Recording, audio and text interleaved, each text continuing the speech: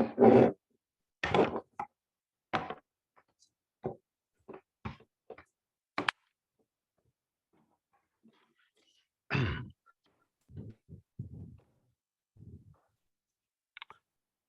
afternoon, everyone, and welcome to this webinar and policy briefing hosted by SCAMP on the role of affordable housing and affirmatively furthering fair housing in California. We have an amazing panel today with expertise derived from lived experiences, academic training, and practice in the field. That includes John Powell of the Othering and Belonging Institute at UC Berkeley, Jose Loya at the UCLA Luskin School, Robin Hughes with Abode Communities, Monica Mejia at East LA Community Corporation, and Tyrone Buckley at the State Housing and Community Development Department.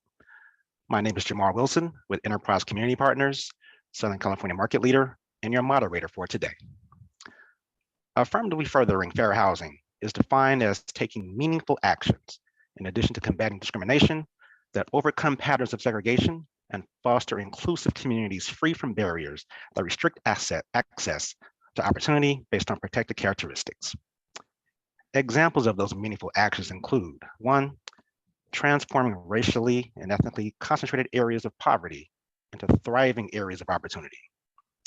2, replacing segregated living patterns with more balanced and integrated living patterns by removing barriers to housing choice for BIPOC households.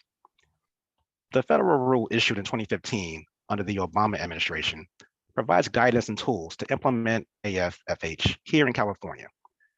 But it is our 2018 law in California through AB 686, which not only helped codify the federal rule, but also opens up a real opportunity to address AFFH in California at the funding level. And this is what brings us here today. To engage and participate in the public discourse about how AFFH can be achieved through an affordable housing lens by way of a both-and approach rather than an either-or approach. With that, let me bring on our esteemed panelists. Please introduce yourselves and also offer your brief introductory thoughts about why you are excited about talking about this important topic. We'll go with Robin, Monica, John, Jose, and then Tyrone. Robin?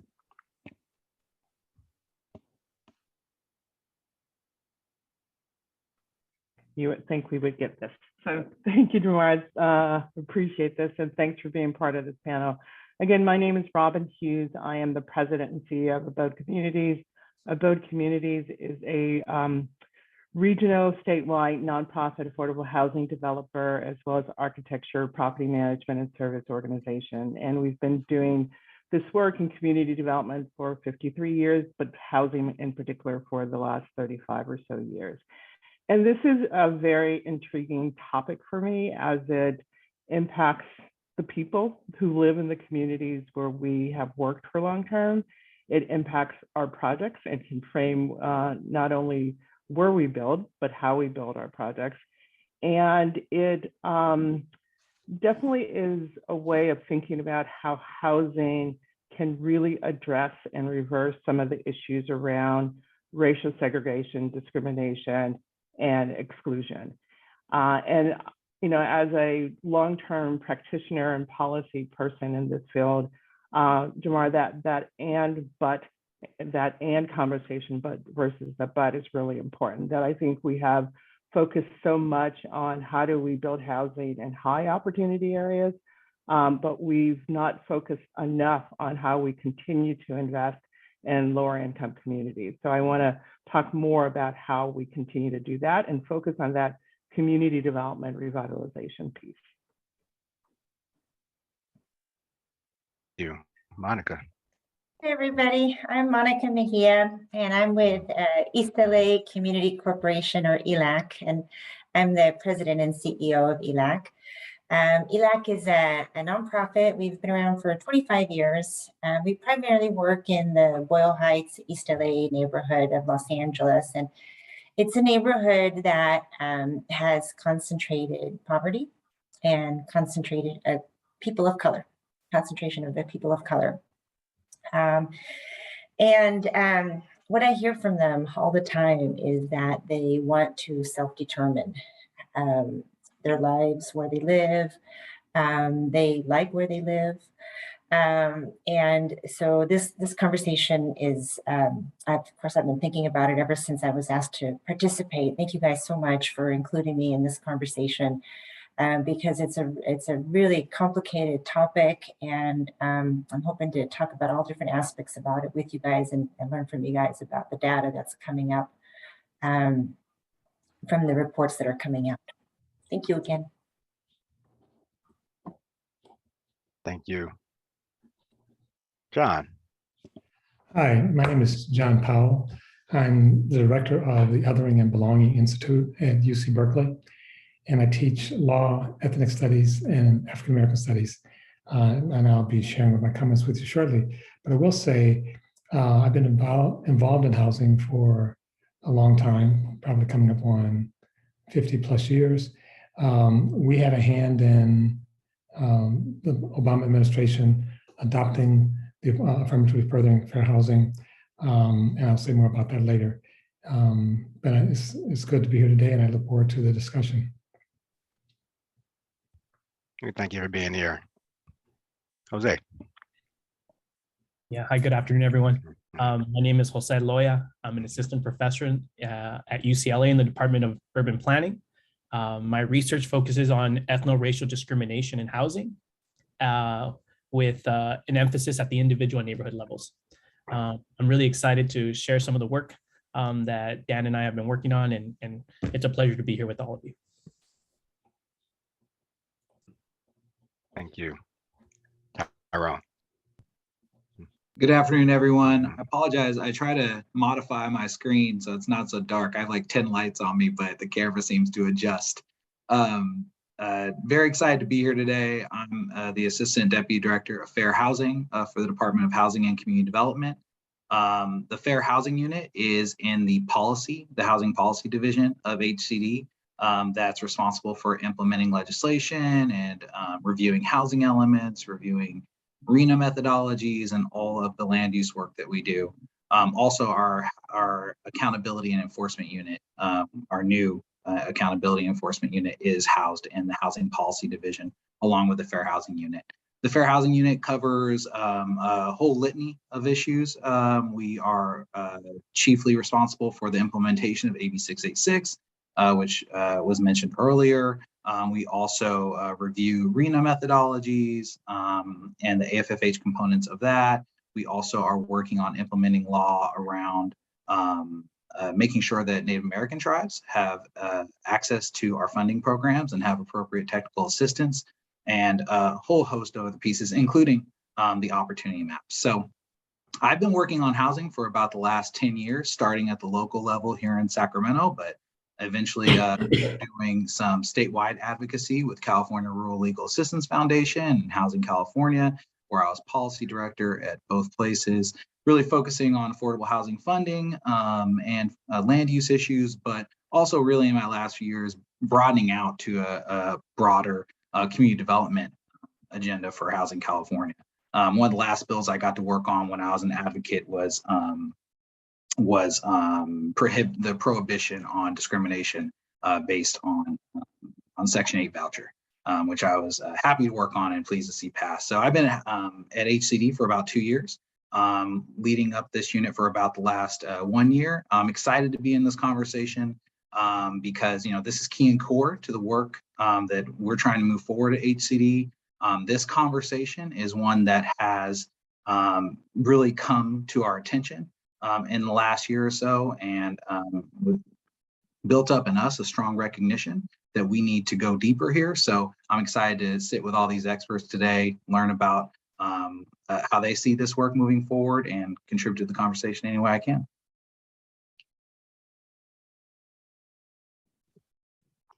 Thank you, panelists. Before we move any further, I just want to remind you that you should see a Q&A dialog box, or at least a prompt in your panel in Zoom. Feel free to submit questions there. We will try to get to them throughout this webinar. And then towards the end, I'll do my best to make sure that we do have enough time to actually have some live questions for our panelists. With that, John Powell, can you please offer our audience some additional framing remarks on the importance of addressing segregation and unequal access to opportunity. Thank you, Jamar. And again, thanks for inviting me to be part of this panel. So there are a lot of issues. Housing is actually very complex. We sort of think about it as bricks and mortars.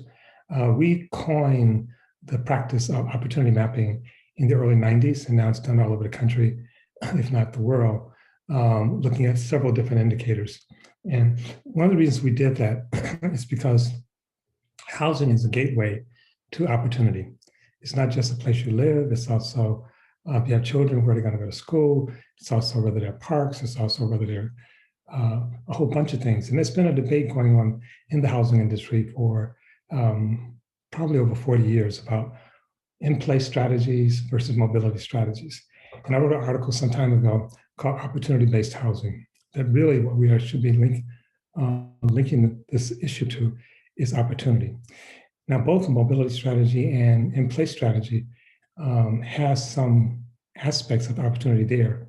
One is let's move people to opportunity, other is let's bring opportunity to the community. I think there's a false dichotomy. I think you need both. And I think the reality is in our country, under LIDAC and other efforts, the vast majority of housing, especially multifamily housing, happens in low opportunity areas. Now, sometimes this is explained, there's so many factors involved. Obviously, LIHTC is a tax credit, so the financing of housing becomes very important. In all candor, low-income people of color, for the most part, do not decide where that housing is built. That's decided by the state, and it's decided by a number of other factors. A number of people have interest in the housing industry, in addition to the renters and potentially homeowners. And so banks, secondary market, developers, people who live in a certain community are concerned about the character of the community changing one way or the other. So part of the thing that makes housing complicated is that you have all these different layers. You have the federal government, you have the state, you have the county, you have the city, and they don't align. They all push and pull in different directions. We still have vastly segregated housing. And probably about 20 years ago, people start really questioning, is segregation bad? Without defining segregation. And so one of the things we did, we actually stepped in to try to participate in that debate and basically say, people think of segregation primarily in terms of race. Well, whereas we think a more fruitful way of thinking about segregation, at least complementing that, is think about opportunity. And so when groups are segregated, they're not segregated just from one group and another group, they're segregated from opportunity. So the process of segregation is really about segregating people from opportunity, not just segregating people by race. It's even worse than that. So if you think about all the work in Chicago around Section Hope 6, tearing down public housing. First of all, remember that public housing was not designed, or the siting of the house was not driven by the community itself. It was the federal and state government and local government. When they decided to tear down Cabrini Green and that housing, and the idea of having mixed income housing, a lot of people left. And the promise was you could maybe come back. Most of those people, almost all of them Black, went to not high opportunity areas, they went to low working class suburbs, also with little opportunity. So it was a double injury. People were told to move and move to another area where one, you're not gonna be welcome, but two, there's not gonna be much opportunity. And from my perspective, that was a serious mistake. We should have actually afforded people, if they had to move at all, a chance to move to opportunity. And opportunity can be measured. That's what we do in terms of our maps. Now, I've worked in many parts of the country. I was the expert witness in Thompson v. HUD, which is one of the largest housing cases in the last 30 years. I'll come back to that in a minute, but just two quick things.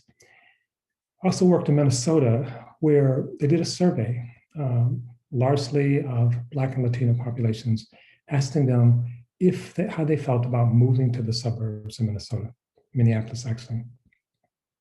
Over 90% said they preferred to stay where they were. They did not want to move to the suburbs. And a number of housing advocates then came forward and said, see, you're forcing people to move. If you build in the suburbs, people should be able to stay where they are. A second survey was done which I participated in, which started off by saying, if you could move to a place that was safe, would that be of interest to you? Of course, everybody said yes. And then the question was, if that place is in the suburbs, would you be interested? More than 90% said yes. When you ask people in abstract, do you want to move to the suburbs? They had no idea what it was. But low-income people of color, oftentimes their most important issue in terms of siting of housing is not wealth, it's not schools. I'm not saying those are unimportant, but consistently the most important issue for them is safety. And if you say you can move to a safe neighborhood, the interest in moving goes up substantially. Now that safe neighborhood might be in the city, might be in the suburbs, but for them, safety is paramount. That's actually different from middle-class folks. So middle-class Blacks actually answer different on those surveys, partially because more often than not, they already have the safety issue addressed. And so even the question of choice becomes complicated. And some of you will remember from the bad old days when we were trying to end segregated schools, the South came up with a choice plan. Let people move where they want to move. And there's a whole literature on choice, basically saying choice is actually complicated and it's also relational. So if you ask people oftentimes about choice, people will be inclined to choose the thing they already know, unless it's terrible. And so what the South was actually trying to do was keep the schools segregated by saying the Black kids, Black parents want to go to Black schools, the white kids want to go to white schools. Not paying attention to how choice was actually derivative of other factors. And so the idea that a person is making independent choice is actually largely a fiction. And so the courts and some of my work talk about structured choice. And choice is only meaningful under certain conditions. And choice is also deeply relational. If I want to live in an all-Black neighborhood, it means I'm constraining every white person from living in that neighborhood. So choice is not really the sort of resolution of these complicated issues that we think it is. And so how we think about choice, how we do choice, the information we give to people, all matter. My time is quickly coming to an end. As I mentioned, I was the expert witness in Thompson v. HUD. I came up with the remedy plan and I sent it to Dan. He can share it with you if you want. Initially, the idea was to keep all of the housing in Baltimore. But Baltimore was a low opportunity city.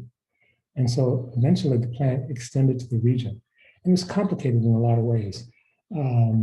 Baltimore actually wanted to keep all the land because it wanted to keep the money, not because it could then afford the parents good schools or safe neighborhoods or jobs. It just wanted the money. Eventually, we came up with structured choice. No family was forced to move, but they had a chance to move, and not a low opportunity white neighborhood, but to move to a high opportunity area. That's been going on now for some time. I can tell you in the books on this and surveys, the parents that have moved, and it's about 14,000 families, the impact has been overwhelmingly positive, and the response to how people feel about the move has been overwhelmingly positive. So I'm going to end my remarks by just saying choice matters, but it has to be structured. We shouldn't just be talking about removing barriers. We should be talking about affirmatively structuring people's opportunity so they have access to opportunity. And there are going to be a lot of competing interests, like developers, cities, other neighbors. And I'm not saying those aren't important. People have interests and those interests should be attended to, but the core interest is what happens to the families in the move. And I'm glad that at least California is thinking more concretely about addressing these issues through an opportunity lens. Thank you so much, John, for those remarks.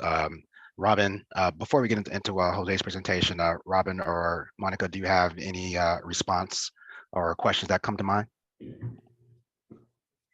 Thank you for that opening and sort of setting context for this conversation. In the example that you gave around the Hope 6 projects where families move from inner city, high poverty neighborhoods to suburban areas, Can you talk about how, or did the research look at sort of the why families made those choices? Because again, they presumably have their relocation package. They can take that and sort of move anywhere. So why do you, again, that relationship, those type, what you know, like what led to that?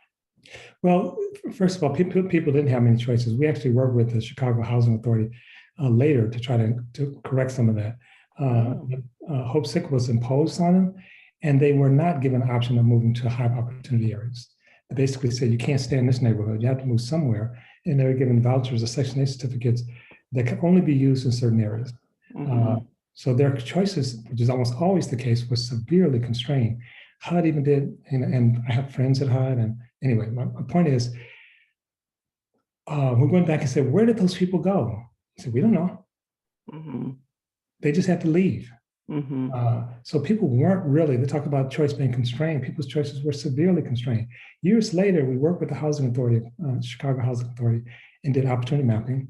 And it's anywhere from 14 to 100 different factors that define opportunity. They were, I don't know if they still do this, but they would give people a voucher and they would give them the maps. The reality is, in that scenario, people would, particularly Blacks, would try to go to the high opportunity areas because of segregation, because of discrimination, because of barriers, they couldn't get in. Whereas the white folks could. So again, it wasn't, calling it choice in some ways is a misnomer. So if we're going to make it work, we do have to be affirmative. We have to be much more deliberate. And I'm not saying they should go to the suburbs. I'm not saying they should stay in the city, but I am saying we should be very focused on having choice inform, not choice, but opportunity inform what we're doing. And we shouldn't build all of the new low-income housing in high poverty areas. So may I follow up on that last piece? And it sort of connects to the work that you do around belonging, which is, part of building in high opportunity neighborhoods is one, ensuring that those low-income families truly have that choice of getting into that housing, but also feeling like they're welcomed in those communities and belonging. What has your research or studies showed about that belonging piece?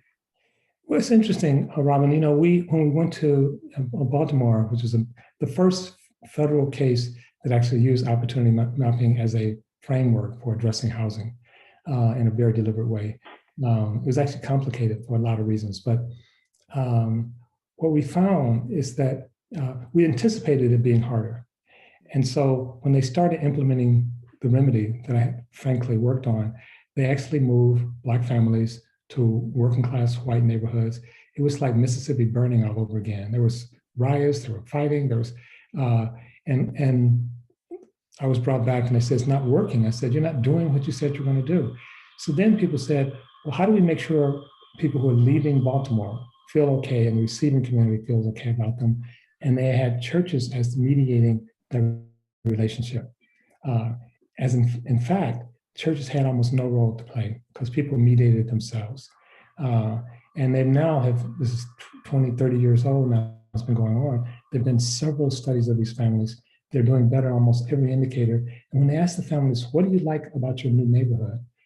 A number of them say, I think a majority of them say, the diversity of people. I didn't realize that was an issue. I didn't realize it was a good thing. I'd never lived in a diverse community. Safety was still very high, but the diversity was something they actually found as an affirmative value that they hadn't valued before the move. And again, my work on this is always to say, you don't make people move, but you give them structured opportunity. Thank you. Thank you. This leads to a great segue into our presentation by Jose, who could also address that as part of that question about the opportunity map methodology. But Jose, I'd like to turn it over to you to present your key findings and recommendations from a new policy brief on the state's approach to addressing segregation and equal access. So thank you very much. I appreciate it. Give me 1 second while I share my screen.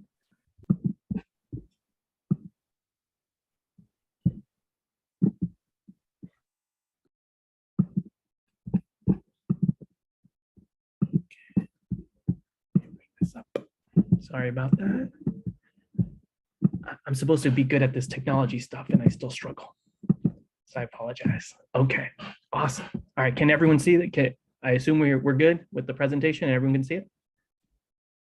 Great, awesome, thank you. Okay, so before I begin, I just want to say, like, I am super excited to be here. In many ways, I'm kind of like the new kid on the block about, you know, as it pertains to affordable housing and being part of this discussion in California. So today I'll be presenting a policy brief that Dan Rinsler and I published actually yesterday. It's entitled Addressing Residential Segregation and Unequal Access to Opportunity in California. So let's get started. Residential segregation is a major barrier and shapes access to opportunity and neighborhood amenities by perpetuating ethno-racial inequality in California. Research has shown that levels of social isolation and racial segregation continues to grow, and its negative impact strengthened in the last 40 years. In addition, researchers have documented the consequences of high levels of residential segregation, as these neighborhoods often receive poor levels of government services, have lower performing schools, and lower levels of upward social mobility among and across generations. In recent years, California housing agencies have begun to meaningfully reassess their goals and priorities by considering the consequences of residential segregation. However, a comprehensive housing plan and vision that includes different social dimensions has yet to be assembled and released by these state housing agencies. In many ways, this is where our policy brief begins. In response to the Trump administration's shelving of the 2015 AFFH rule at the federal level, California passed Assembly Bill 686 to assess, monitor, and comply with affirmatively furthering fair housing. More specifically, this bill seeks to combat housing discrimination, ethno-racial bias, and mitigate the historic patterns of residential segregation and restricted neighborhood access by fostering inclusive communities, improve racial equity, and provide housing choice and opportunity for all Californians. What a beautiful statement, right, in many ways. The bill also requires all state and local public agencies to explicitly address, combat, and relieve disparities from the consequences of residential segregation. In the last few years, TCAC and HCD convened a group of researchers to assess the state's affordable housing portfolio relative to measures of resources and opportunity at the neighborhood level, which led to the creation of TCAC and HCD's Opportunity Map. Now, our main research question for this policy brief is, what role can affordable housing play in shaping housing choices and the distribution of resources across neighborhoods, and what are its limitations? Now, there are two major frameworks that John has already discussed for understanding affordable housing as it pertains to social mobility and opportunity. Now, both of these approaches are equally important, and both approaches are necessary for providing affordable housing in the state. The first perspective is expanding access to opportunity-rich neighborhoods. Here, researchers point to the lack of inclusion and selection of affordable housing options in high opportunity neighborhoods. The second perspective is investing in comprehensive community development. Here, researchers point to the need for housing investment in low resource communities and to provide supplemental services and investments to increase the quality of housing and amenities offered in the neighborhood. Once again, I want to emphasize the importance of both frameworks. And in the policy brief, we argue the need for an and approach, not one approach over another. But because it is a policy brief and not a policy book, for the rest of the presentation, I'm going to focus on our understanding for the need to expand access to opportunity-rich neighborhoods. So let's talk data and methods. First, we use the California TCAC opportunity designation. It's a categorical variable via an index score by neighborhood. It's a measure used by TCAC and HCD to assess an area's opportunity for low-income families. The score is a combination of economic, environmental, education, and ethno-racial segregation and poverty level indicators where neighborhoods are ranked among regions in California. We then merged this opportunity index score with LIHTC residential data from 2017 to 19, which includes 2,000 properties and more than 340,000 residents. Finally, we then merged this with the latest census from 2000, with the latest census data. In the descriptive analysis, we assess the location of LIHTC properties across California's neighborhood types. We then assess the type of neighborhoods LIHTC residents live in by neighborhood residential segregation. In the multivariate setting, we ran a logistic regression where we examined the association of residency and LIHTC affordable housing with access to these high opportunity neighborhoods in California by race and ethnicity. So let's begin. Here in the first figure, it displays the percent of LIHTC affordable housing across California neighborhoods. Right away, we begin to see some large disparities in the location of LIHTC properties across California neighborhoods. First, I want to point out that 40% of all neighborhoods are designated as high or highest opportunities among regions, and subsequently the state via the opportunity methodology, via the opportunity map methodology. However, only 18% of LIHTC properties are located in these high resourced areas. In contrast, or in addition, I should say, only 7% of neighborhoods in California are considered high segregation and poverty in poverty areas. Yet, about a quarter of all LIHTC properties are located in these areas. We see a similar pattern when we look at low resource areas, where 25% of all neighborhoods are considered low resourced, yet more than a third of all LIHTC properties are located in these areas. The one positive note is that we don't see any major differences in where LIHTC properties are located and the proportion of LIHTC properties located in moderate resourced areas. Now let's see if there's a difference in the location of LIHTC affordable housing by the type of ethno-racial segregation level. First, we see that about a quarter of all California neighborhoods are highly segregated for minorities. But about 40% of LIHTC housing is also located in these neighborhoods. In addition, we also see that 15% of California neighborhoods are where whites are highly segregated.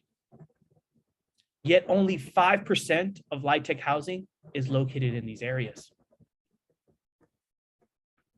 We see, in addition, we see that the proportions are similar in low segregated and integrated neighborhoods versus the proportion of LIHTC affordable housing.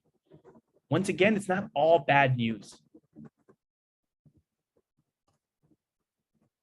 Now let's look at the neighborhoods that affordable housing residents live in by race and ethnicity. Once again, we see a diverging trend. Among whites, we see that 32% of affordable housing residents live in high resourced areas.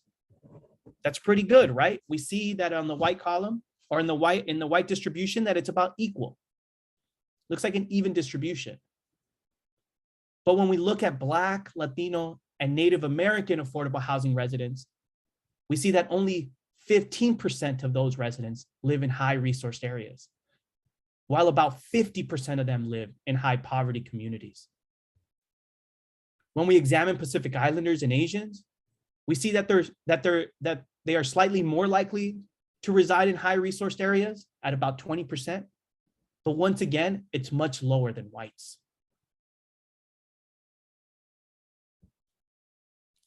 Now let's take a look at the results of our multivariate analysis. Here are the risk ratios of a basic logistic regression model assessing access to high opportunity neighborhoods. The reference group is a non-LIHTC low income resident of the same ethno-racial group. If what I said isn't easy to understand, I apologize, but I'm going to walk us through this really quickly. Essentially, a risk ratio is another way of saying chances. The higher the risk ratio, in this case, the higher the chance. This is especially good because our model is looking at access to high opportunity areas. Hence, a higher risk ratio is a higher chance of living in a high opportunity neighborhood. And right away, if we just look at the figure, we see that Latino and Black low-income families have higher chances of living in a high opportunity neighborhood. More specifically, when LIHTC affordable housing is developed in a high opportunity neighborhood, access to these high opportunity neighborhoods or access to these neighborhoods increases by 35 and 40% for Latino and Black low-income households. We see that there's no association, right? Or there's no impact for low-income whites. And we do see a slightly negative relationship for low-income Asian families. Right? But this is really important, especially when we think about especially when we look at historically disinvested Black and Latino families. Which brings me to the most important slide, right? Essentially, our policy recommendation from the policy brief. First, we support comprehensive community development in lower resourced and communities of color. We understand that many of these communities are in dire need of investment and infrastructure that can help stabilize and assist in drawing other forms of investment to create opportunities and amenities for low-income families. Second, that state agencies need to establish a meaningful long-term target for affordable housing in high-resourced areas. Affordable housing development needs to be an all-hands-on-deck approach at the neighborhood level. Low-income families should have the opportunity and better access to live in higher resource neighborhoods. Finally, we need to improve access to affordable housing in high opportunity neighborhoods. State agencies need to do a better job of providing mobility measures and other pertinent information to affordable housing clients so that they can continue, so that they have a better understanding of all their housing options and that they can continue to make the best decisions for their families. Thank you very much. And I will hand this over to our moderator. Thank you very much, Jose. Robin, Monica, your reactions, responses to these findings and recommendations. Does the both and framework feel like a right approach to you? What do you think the state should keep in mind in building out this approach? For example, are there any guardrails that should be prioritized? Well, I guess one thing I wanted to kind of mention about making sure that both approaches are being worked on at the same time. And in particular, the low-income neighborhood I work in is already at risk of gentrification. There's already a lot of low-income displacement. And so, if we're being sensitive to actually working in both sides of the coin here, to have the affordable housing continue in low-income neighborhoods is just part of providing stability for low-income families. And I mean, what I've been hearing is sort of how difficult it is to be sensitive to the needs of people, especially as you move them from one neighborhood to the other. And the burden on people of color to have to move to high resource neighborhoods and what it means to have to, all of a sudden be different and have people not like you there because you're different. And that's a burden. And so I guess, as I've listened to John and now Jose, I just want everyone to be cognizant of how difficult it is to implement these policies and how important it is to be as considerate as possible and not cause more harm. The harm that we're trying to remedy, not cause more harm as we try to fix it.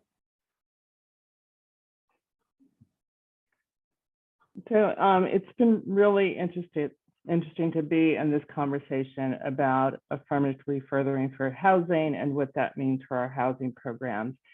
And, you know, I feel like I am constantly defending one side because the other side is getting the attention. So I'm going to be very conscious of what I say here, which is I'm definitely one who supports the both and, but it's also very complicated. And for me, the both and is building housing across the state and all neighborhoods. But the other part of the and is the community development piece. And I think we have focused so much, and our housing programs have focused so much on the building housing in high opportunity areas that it risks not building housing in areas and areas where it continues to be needed.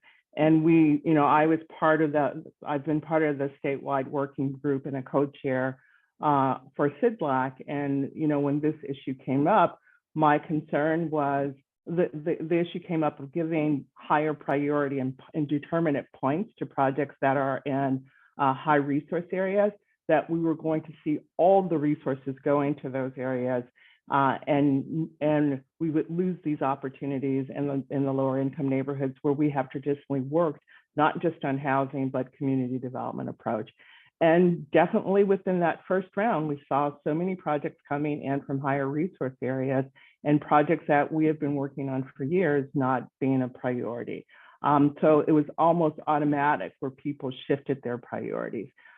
My concern was, again, not producing housing in areas that's needed, but also that underneath that decision to make development in high priority areas wasn't also that the guardrail and frameworks to ensure that low income people of color who are now living in lower income areas actually had access to that. And hence my question to John earlier about making sure that there's outreach, that there's maybe, you know, the fair housing requirements for lease up are different, but there has to be more guardrails to ensuring that that housing is really serving the folks that we intended.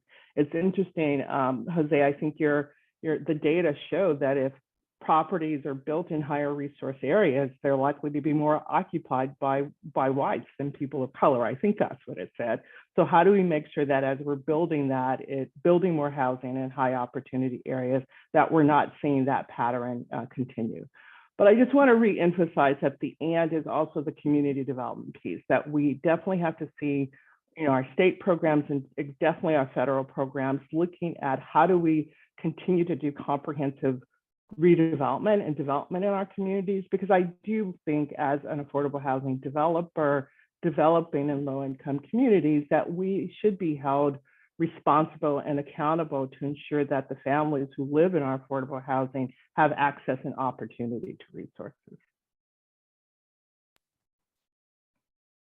Great, thank you. I have a question from the audience for someone.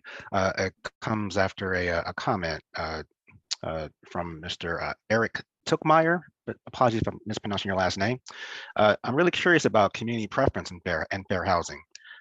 As a place-based CDC that develops, owns, and operates affordable housing in predominantly refugee and immigrant LMI community, we face challenges financing housing developments that our community residents can access, allowing them to stay in their community of choice, maintain their cultural identity, and remain within their support networks. Our community does not perceive itself as an area of concentrated poverty. It sees itself as a culturally diverse neighborhood that affords them a sense of safety and comfort, but not housing security. The question, why are we not focused on creating more opportunities, better schools, living wage jobs, et cetera, in all communities, rather than prioritizing affordable housing development in high opportunity areas? That could be a question for Jose or anyone. Well, I'll jump in there. I think the data actually says something different. And you're looking at big data sets, so you have all these subsets.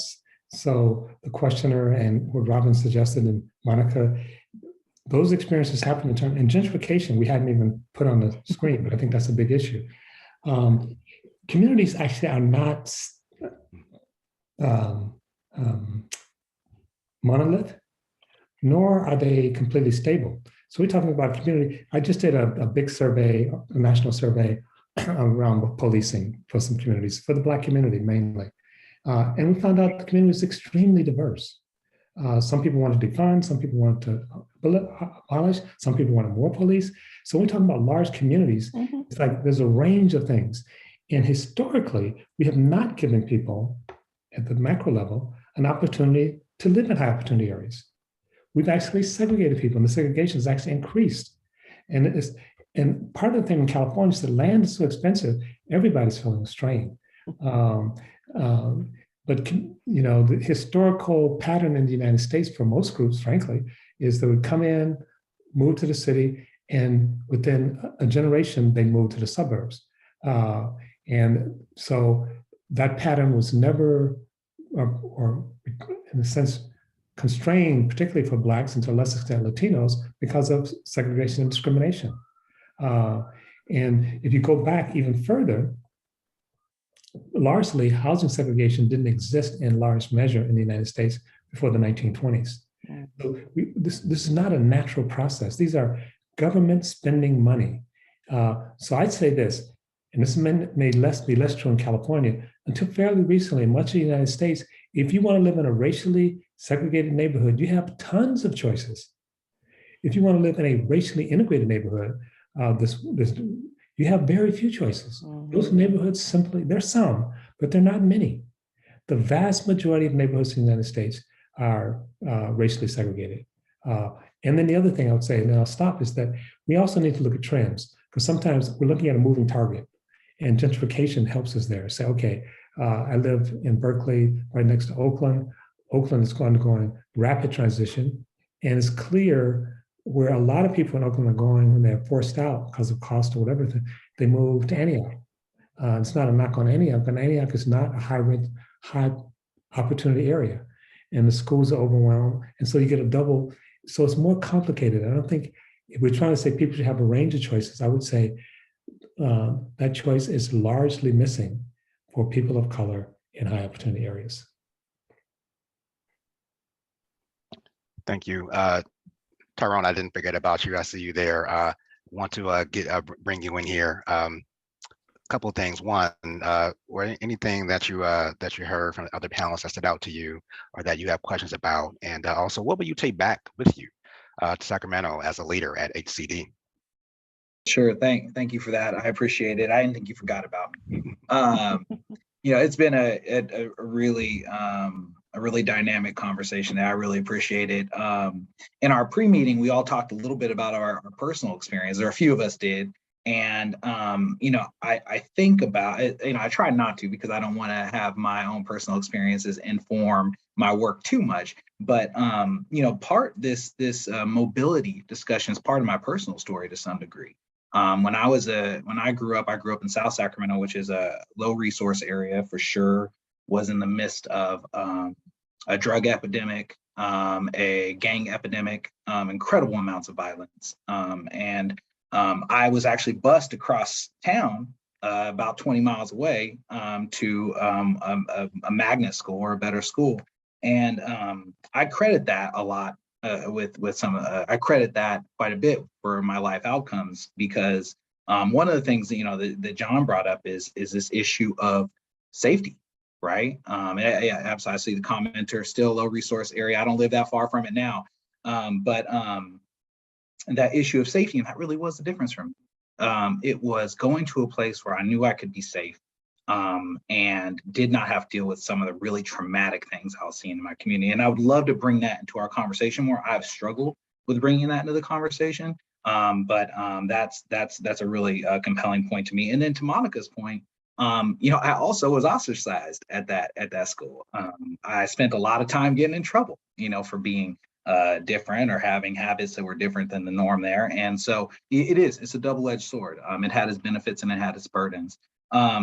So I just say that to say, you know, this conversation really resonates with me. In my work at HCD, you know, we, in the last year or so, you know, we started this work really in the intentionality that Jose talked about, right? Recognizing that our portfolio in the state for affordable housing was overwhelmingly going to low resource areas. And our whole goal with the opportunity mapping and including scoring in TCAC in some of our programs was to make sure that we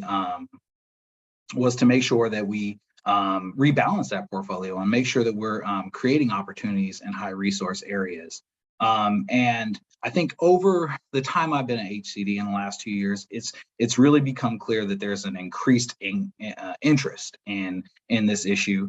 You know, we have new legislation like AB 686, like the new requirements in RENA around affirmatively furthering fair housing. Now that's one of the objectives of RENA that needs to be satisfied. So now we see it in land use planning, and opportunity mapping is a part of that, right? And AFFH is a huge part of that. And so we knew we need to be thinking about how we're going to expand a set of tools in that space.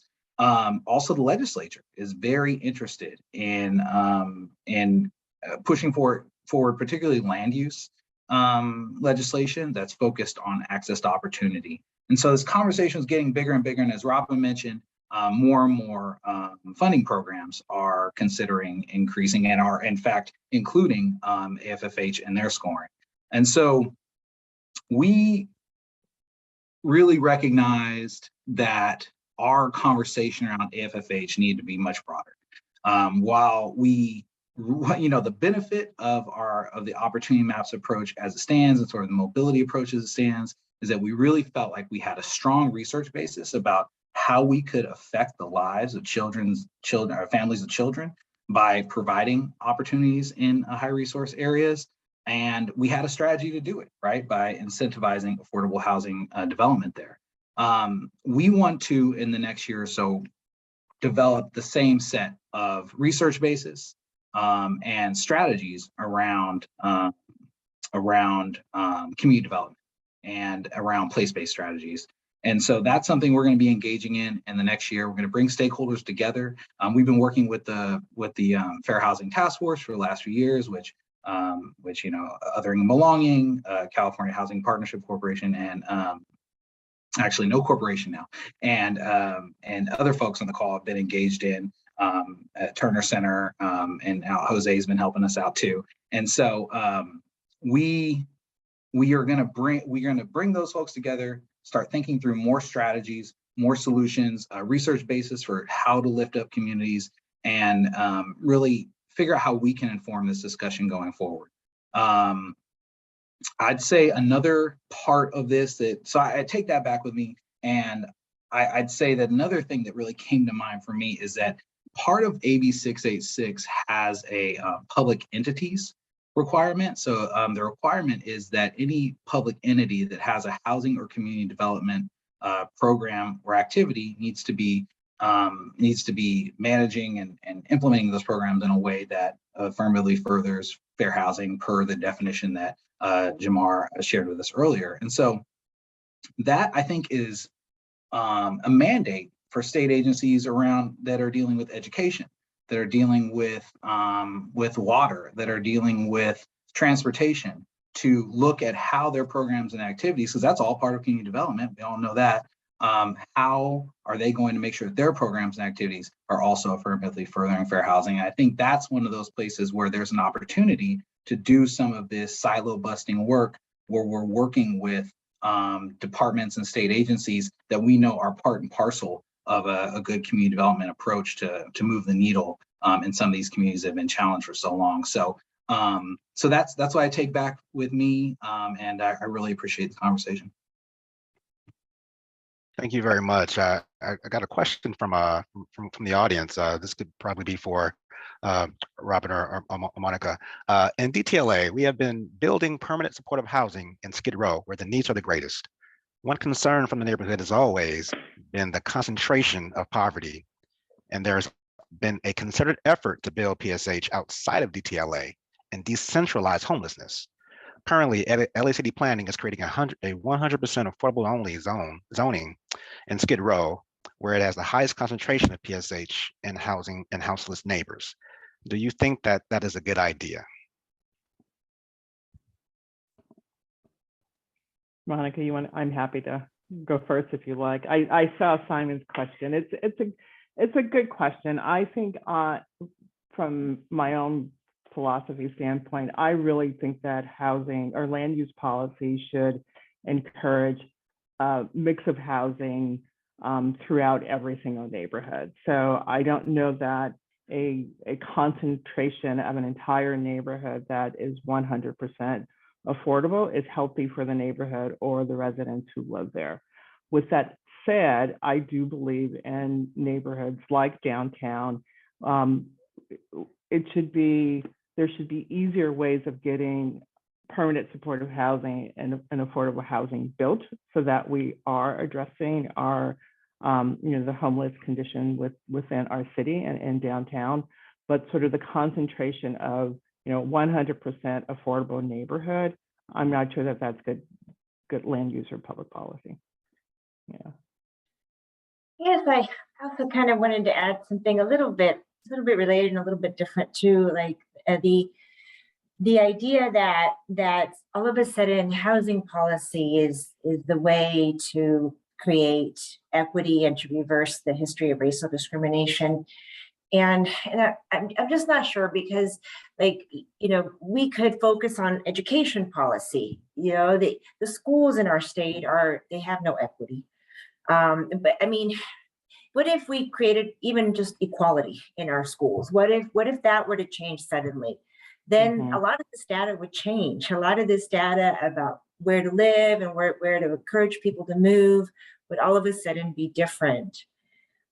These are difficult policy decisions when we kind of figure out, where to build our housing. Because my focus is to concentrate on making sure both sides are funded and not just fund the high resource areas. When we fund the low resource areas too, why have we not created equity there? Why haven't we even created equality there in terms of education and job opportunities? Why are we suddenly thinking, let's just move everybody around and that's the solution? There's a piece missing in this analysis. And I for the concentration of downtown, that piece could be missing there too. And so that's going to have to be addressed, because there's going to be young people and adults needing job opportunities and education opportunities, and that's going to have to hopefully happen over there too, to make sure that neighborhood has success. Thank you very much. Jose, yeah, I do have a comment though.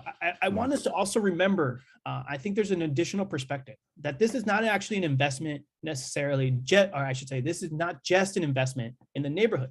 This is also an investment in the families that reside in those buildings. More importantly, we know from research that the impact of affordable housing is most directly or largest for the families that live there.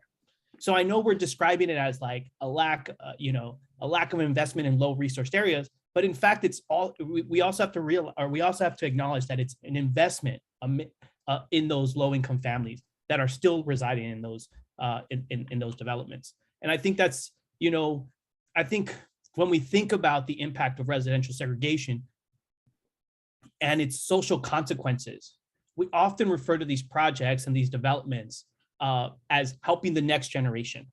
But in fact, there's a point too where we have to acknowledge, how do we help the families now, right? How do we help the residents that are currently trying to increase their social mobility and opportunities?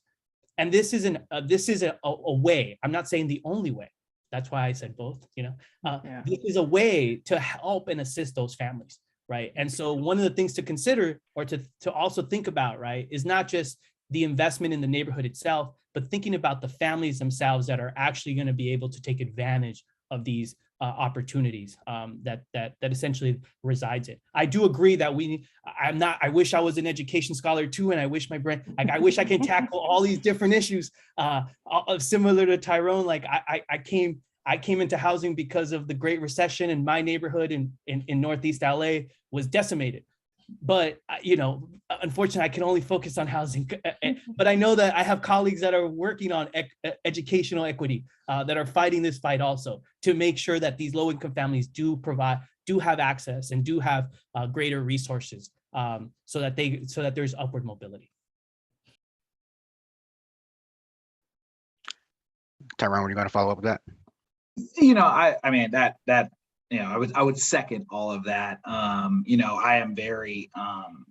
am very interested in strategies that we can employ that are going to change people's lives today. And I want to lift communities up, and I think community development is definitely part of what we should be doing as a state. But I'm not looking away from any tools that I think can lift up families and children in particular. So that's where I come from too. I would just say too that I think I would just sort of reframe some of the characterization that that there has been this approach where we have just focused on putting low-income housing in high opportunities areas. I mean, the reason we started the opportunity maps was in response to the fact that we had been doing just the opposite as the information that Jose laid out for us demonstrated. So I just want to sort of reframe that a little bit, because we have been putting a lot of our affordable housing in low resource areas, and really our effort hasn't been to stop doing that, but to rebalance in a way that created more opportunity. And Tyrone, I actually have a follow-up question to you. Okay. That comes from the audience. As affordable housing developers, how can we build in high opportunity areas if there's limited land to develop? We are almost forced to develop whatever land we can access. That's definitely a barrier. I think what we are trying to do through incentivizing through the funding programs is sort of offset some of the challenges of more expensive land, of a limited access to land, by incentivizing that with state dollars, right? That's part of it. But I think also the work that we're doing around our RENA, which just made sure that jurisdictions had a lot more, had the responsibility of planning for a lot more housing units in their jurisdiction at all income levels, will be a part of opening up those communities and having those high resource communities think through how they can get to their RENA numbers. And then also our housing element process. We're knee deep in review of housing elements across the state right now. And they're getting a deeper scrutiny than they ever have before. And we have findings on almost every housing element that comes into us at this point. And many of those findings are around affirmatively furthering fair housing and making sure that folks are creating opportunities for affordable housing in their community. So I think that's all part and parcel of getting to solving. We'll get to a few more questions. I'm sorry, is someone getting ready to speak? We'll get to a few more questions, but I want to also give everyone on the panel, as we get closer to our time, an opportunity to give a centering, closing statement in the form of a takeaway that you would love for the audience to have around the public discourse that will be continuing. But before that, one last question from Mr. Walter Maynard. Is it possible that due to the state housing production being so far behind, that the data is not telling the whole story between low opportunity and high opportunity areas? Has there been any study looking at what these stats would be if housing production ever met or exceeded housing needs?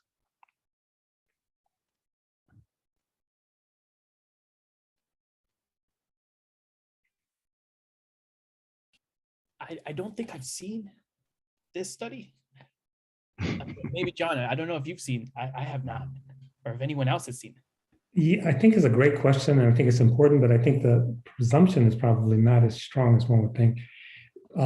Because one of the issues that the question sort of raises is that the housing need in California by some accounts is between 2 and 4 million short. And that's across the board. Everybody's being affected.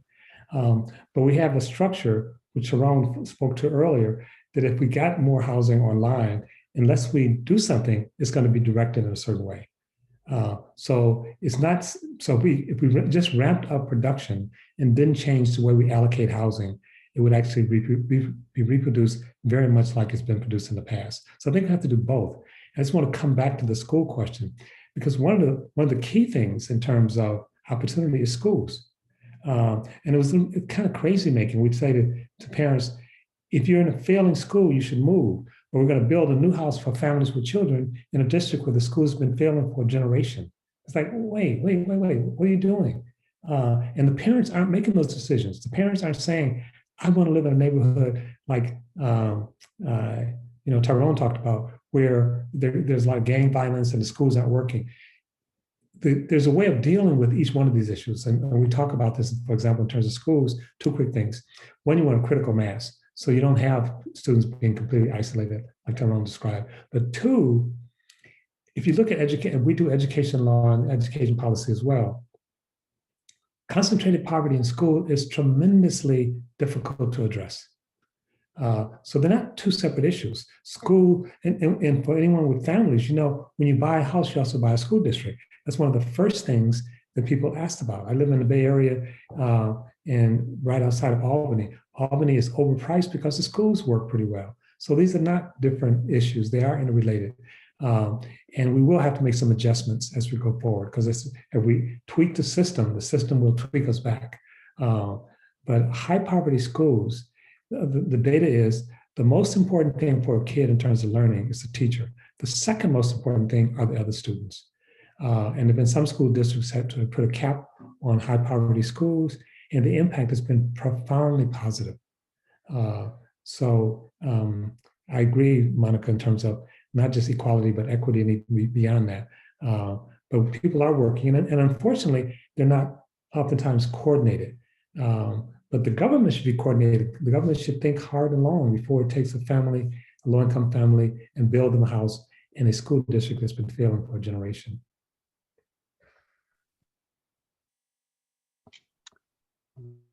John, I'd like to come right back to you with a question from the audience. As a society here in California, are we ready to start discussing integrating social status and class in all communities and disconnecting the conversation strictly from race? Many housing nonprofits have completed LIHTC deals because of RAD transactions. So folks had no other option but to redevelop in the same place. I suggest we need to start working on redefining what affordable housing is, specifically in California. Well, I think yes and no, I would say. So I think we do have to focus on all different areas, but I don't think that means we stop focusing on race. Race has been a hard nut to crack in the United States. And race and poverty are interrelated, but they're not the same. So poor whites have a different life outcome, a different set of possibility, a different set of choices than poor blacks. And that's true across the country.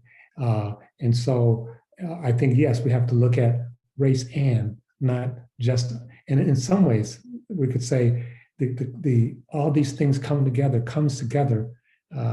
This is work of, I'm trying to think of his name, but anyway, it comes together around race. So race is an independent factor, an additional factor that has to be considered. And I think part of the difficulty, and I think Robin spoke to this, is that if you just build high opportunity areas or build in high opportunity areas, we saw this in New Jersey.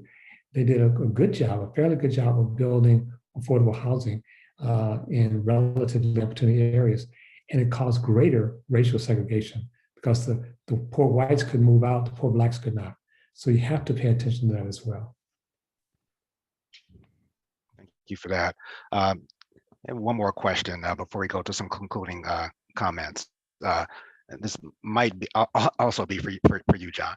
Related to some other questions and comments, where is there a need for a more nuanced, shared understanding of what we mean, not only by low versus high opportunity or low versus high resource areas, but also gradations within? A 100% affordable neighborhood doesn't indicate whether it's predominantly extremely low income or a mix of low and middle income households, many of whom qualify for and benefit from housing subsidies and affordable housing set-asides. We can probably agree that the former is not a great thing to propagate, but the latter may be acceptable. Again, very good question, and a lot of nuance. First of all, I think a lot of the speakers who spoke to, and certainly Jose talked about this, there's a neighborhood effect. There's a neighborhood effect that's independent of the people living in the neighborhood. So if you think of redlining, when a neighborhood is denied credit, if you're middle class living in that neighborhood, you still don't get credit, or you still don't get credit on the terms of someone living outside that neighborhood. So yes, I think we can have greater gradation, but we also at some point are looking at neighborhood effects, and they're quite robust. The other thing I'd say, we work with HUD to actually create the form of the affirmative furthering fair housing, we had a much more nuanced model. They said it was too complicated for the federal government. And there are others who have more complicated models than we do. So I think you can actually create interactive models based on need, but you also want to make sure they're usable. And probably never going to get it perfect, but if we do something really in the right direction, maybe we have something to build on. Thank you. Jamal, before we go to closing, I do want to just bring one topic up that we haven't focused on a lot. And John talked about it in his opening remarks and which are these opportunity maps. And I think part of the struggle that we have as developers with the opportunity maps are what it's measuring, and then the data source for what it's measuring sometimes is insufficient. And it's becoming the tool and the platform for how all of the programs are defining how to allocate its resources using these opportunity maps. And so if there are errors in the map and the data source, are we really achieving what we want to achieve?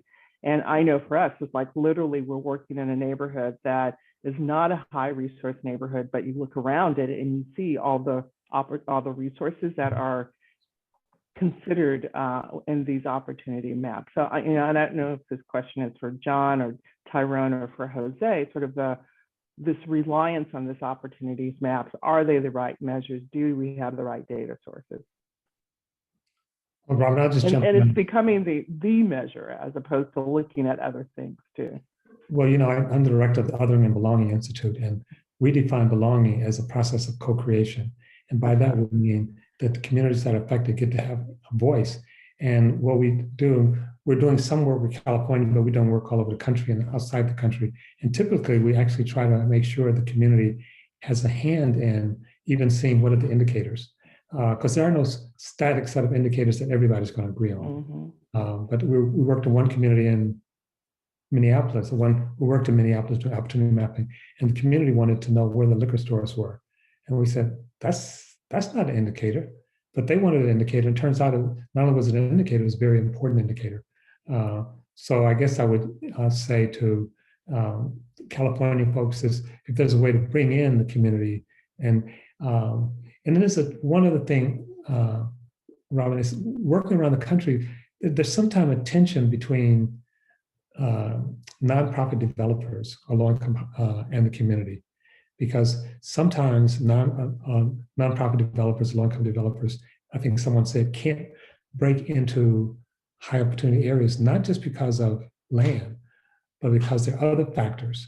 And that creates a tension. And so I think making sure, because I do think if we're spending money, state money, federal money, we should also make sure that some of the people from the community could be in the role of developers. And if we move beyond the community, how do we make sure those people still have access to those resources?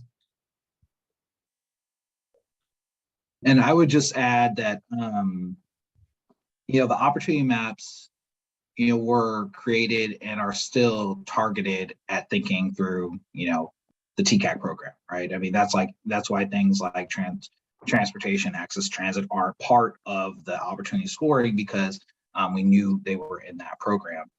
So I think it's appropriate to recognize that it's keyed to that particular objective and think about that targeting, the reference geographies are the TCAC regions.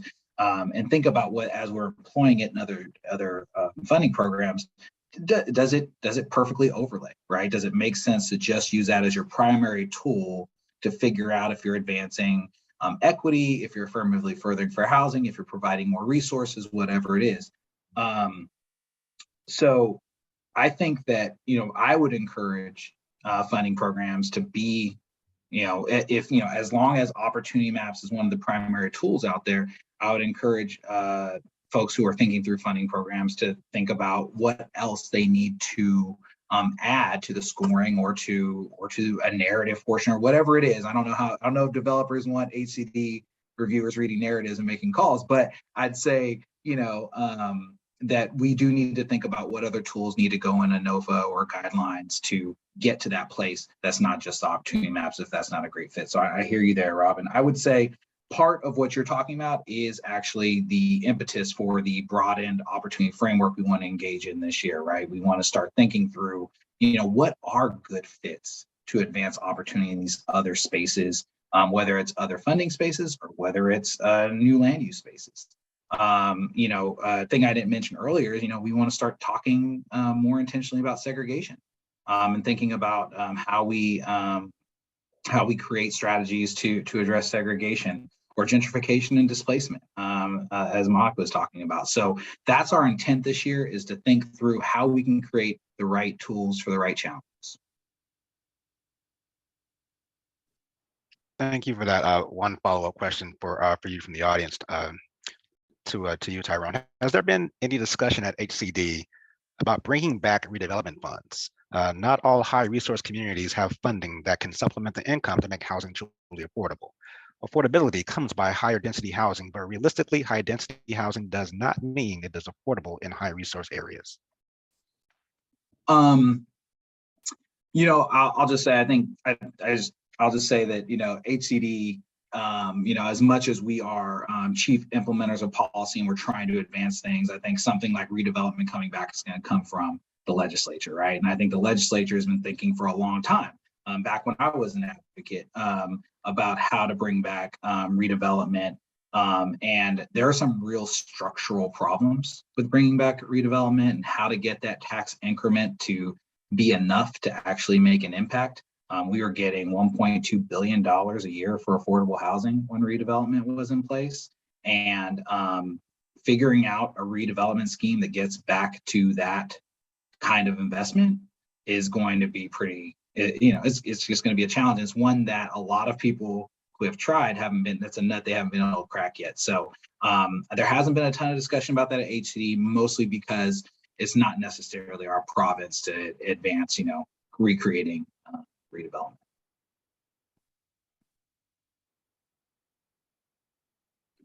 Uh-oh, I got one last question that just came in. Tyrone or anyone else. Let's see. Where'd it go?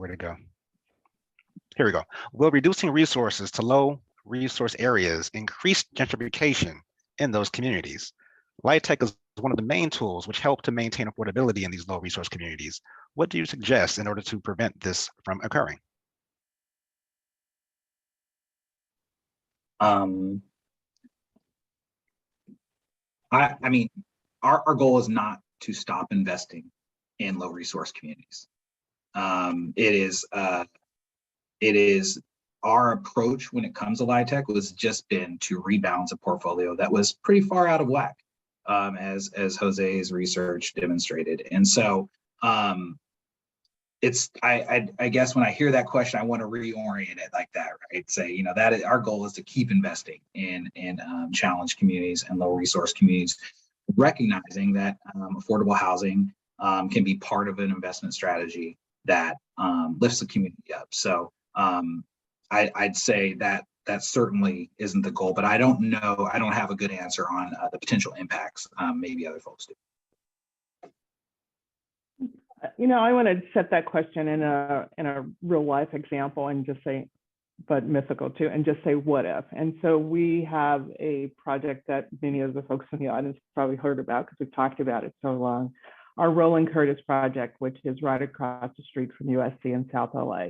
So a community that has been significantly gentrifying because of the pressures for student housing, but also as Metro was built out.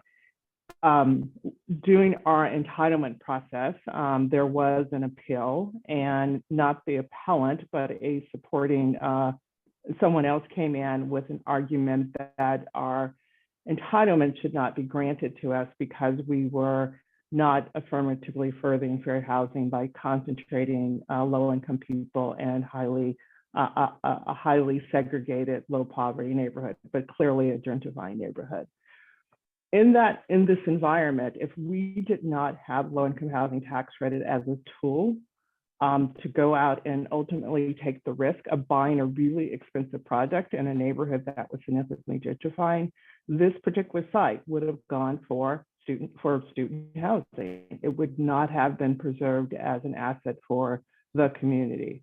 So in response to that question, if you sort of replicate that over time, the answer is yes. If we're not investing resources and providing tools for real estate development to happen in low-income and gentrifying neighborhoods, then we will lose more and more assets to the market. So it is an important tool. I also think that I think this goes to John's to some of the opening remarks about that John made earlier, which is that neighborhoods are not. We have this idea that neighborhoods are stable, but gentrification shows us that the neighborhoods are not stable.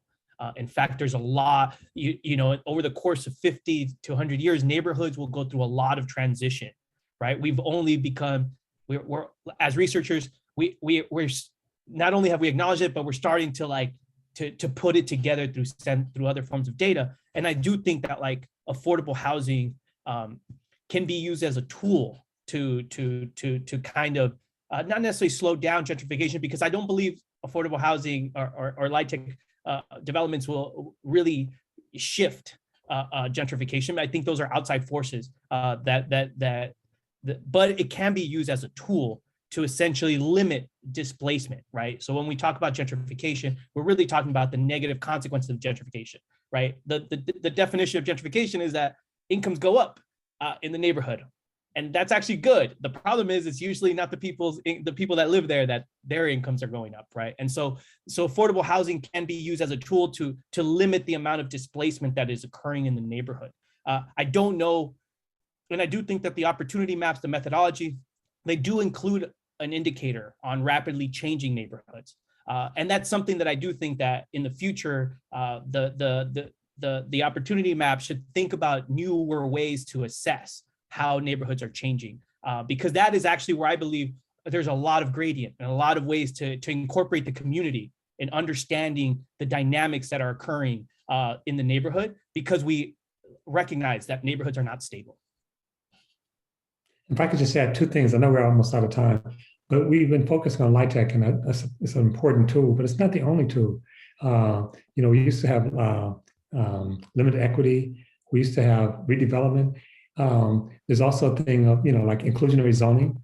So I do think, Robin, that we need to actually make sure that people aren't completely pushed out, and that we're not just developing neighborhoods, we're actually providing opportunity for people. And so when opportunity comes, we shouldn't say to people, now you have to go. But the tools are not just light tech. And to Theron's issue, it's a complicated thing, because you do want investment. You do want investment, you want private investment, government investment, but you don't want it to be so extreme that all the people who live there have to leave. I think we just have to have multiple strategies and keep adjusting the strategies and look at trends to make sure that we, as things get better, the people who live there can reap some of the benefit, as Jose suggested. Thank you very much. And one last question. I might be able to even answer this one. Someone asked, in neighborhoods where gentrification is taking place, low-income owners often don't have access to funds to repair and maintain and remain in the area. So they sell.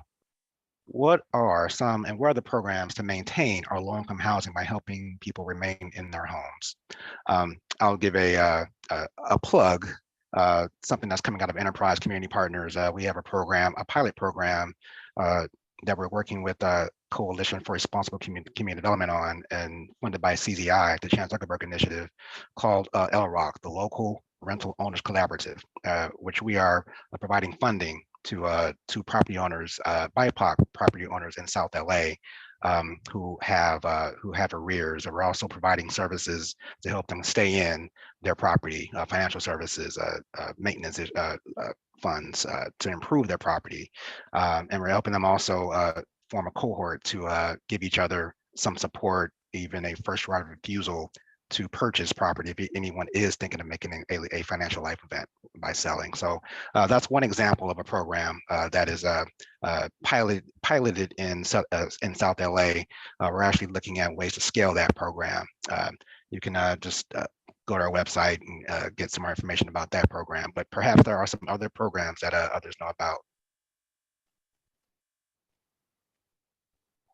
I might add that my nonprofit, East LA Community Corporation, ELAC, we have financial counseling programs on our website. And we do housing, financial, the hybrid of housing and financial counseling, foreclosure prevention and renters' rights. We do both housing, homeowners and renters counseling. We're a HUD-funded, HUD-approved financial counselor for homeowners and renters. So if you go on our website, you can find our contact information and request an appointment for some help. All right, we are just about at time. I'm going to say a thank you to our esteemed panelists and to our great audience for this engaging in this important and ongoing conversation on the equitable implementation of AFFH. It is my hope that you appreciate the possibility that these two courses of action are not mutually exclusive, are not in conflict, and should not be viewed from a position of scarcity. But instead something that could be complementary. There's much more dialogue to be had, of course. We invite each of you to reach out to us to keep the conversation going. And once again, on behalf of our panelists and SCAMP, our host, thank you all for joining us. Please take good care of yourself and each other. Thank you.